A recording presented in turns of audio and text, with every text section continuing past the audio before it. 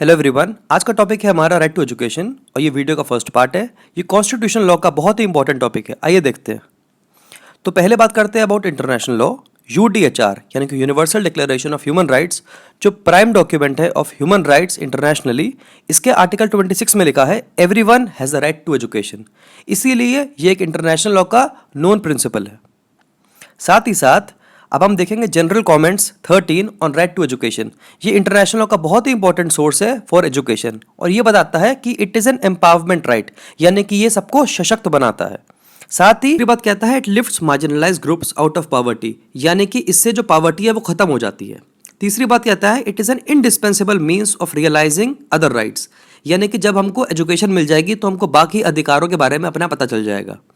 चौथी बात कहता है it contributes for the full development of human personality, कि जब आदमी अपने अधिकार जान जाएगा तो उसकी फुल पर्सनैलिटी डेवलप हो जाएगी।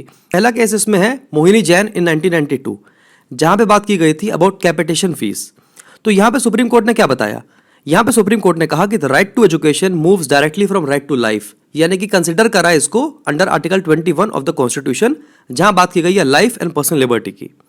दूसरी बात, education in India cannot be a product for sale and every citizen has a right to education, यानी कि कोई भी इसमें एग्जेम्पशन नहीं है, ना 14 साल ना 8 साल, कुछ नहीं, यानी कि सबको एजुकेशन का अधिकार है हर लेवल की। तीसरी बात क्या है? State is under the legal obligation to form educational institutions to enable the right of citizens, यानी कि ये अधिकार सबको मिला है और साथ ही स्टेट की ड्यूटी है कि हर व्यक्ति को हर लेवल पे education they. Charging capitation fees for the purpose of admission to an educational institution is a violation of citizens' right to education under the Constitution. यानी कि जो कैपिटेशन फीस ली जा रही है ये उन बच्चों के अधिकार का हनन है। इंपॉर्टेंट बात इसमें यह है कि यहाँ पे कोई भी उम्र और कोई भी क्लास नहीं बताई गई थी इस केस के अंदर कि किस उम्र तक और किस क्लास तक बच्चे को पढ़ाया जाएगा, यानी कि सबके पास हर एजुकेशन का अधिकार होगा। पर इससे प्रॉब्लम क्या हो गई? इससे प्रॉब्लम हो गई टू द प्राइवेट इंस्टीट्यूशंस। इसके बाद केस आया of Unni Krishna versus state of Andhra Pradesh 1993 और यहां पे कोर्ट ने अपनी पोजीशन को चेंज करा।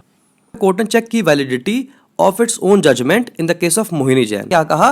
विद 3-2 मेजॉरिटी कि right to education is a fundamental right under article 21। ये बात बिल्कुल सही है।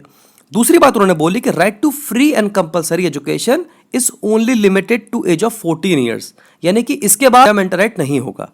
तीसरी बात उन्होंने बोली कि after that the responsibility of state to provide education is subject to limits of economic capacity. ये कहा कि एजुकेशन जो फंडामेंटल राइट है उसकी लिमिट है अप टू 14 ईयर्स और उसके बाद डिपेंड करता है कि सरकार के पास कितना पैसा है आपको एजुकेशन देने का। अगली बात आती है एमसी मेहता की वर्सेस स्टेट ऑफ तमिलनाडु, जहां पे ये कहा सुप्रीम कोर्ट ने कि article 45 had observe the status of a fundamental right. Article 45 क्या था? Article 45 is now amended bye 86th amendment of 2002, लेकिन जो अनअमेंडेड था उसमें क्या लिखा था? Article 45 is a part of DPSP और एनफोर्सेबल नहीं होता। तो आर्टिकल 45 क्या बताता था अनअमेंडेड? कि प्राइमरी एजुकेशन ही नहीं लेकिन 14 साल की उम्र तक के बच्चों को एजुकेशन दी जाएगी सरकार द्वारा ही, सरकार को कोशिश करनी चाहिए। ये था डीपीएसपी के अंदर जो अनएनफोर्सेबल था। उसके बाद क्या हुआ आइए देखते हैं। 86th अमेंडमेंट आया और उसमें 3 चीजें हुई, आइए देखते हैं। तो पहली चीज क्या हुई? Article 21A of the constitution आ गया, जहां पे कहा गया कि every child of age 6 to 14 years has the right to free and compulsory education. अब ये फंडामेंटल राइट बन चुका है, लेकिन उम्र क्या है? 6 से 14 साल, इसके अलावा कुछ नहीं। लेकिन अगर आप देखेंगे आर्टिकल 45 को, जो अनअमेंडेड था, पुराना वाला था, वहां पे लिखा था 14 ईयर्स तक बच्चों को एजुकेशन मिलेगी, लेकिन अब वो बन चुका है फंडामेंटल राइट 6 to 14। तो चेंजेस आ गए इन आर्टिकल 45 ऑल्सो। और वहां पे क्या कहा गया?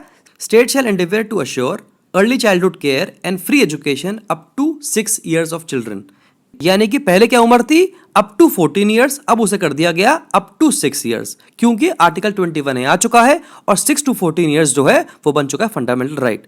साथ ही चेंज किया गया इन फंडामेंटल ड्यूटीज और एक और फंडामेंटल ड्यूटी आ गई क्लॉज के इन आर्टिकल 51A, जहां पे ये कहा गया कि हर पेरेंट और गार्डियन की ड्यूटी होगी कि वो अपने बच्चों को स्कूल भेजे, पढ़ने को भेजे of the age 6 to 14 years. Thank you everyone.